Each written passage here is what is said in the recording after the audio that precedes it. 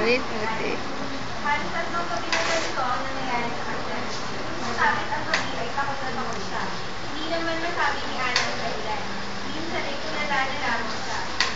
Nanihirapan na ako sa'yo, Ana.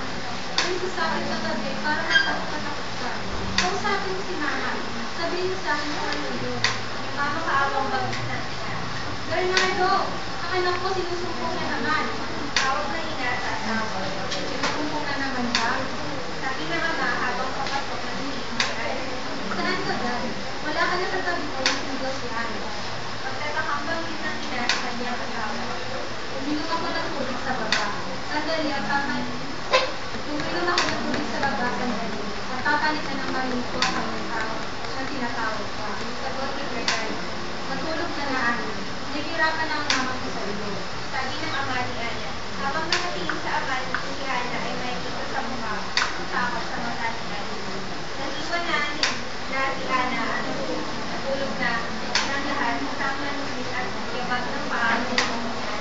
Takot na takot siya at hindi alam ang gagawin. Bigla na lamang laang bukas na ulitan ni Ana.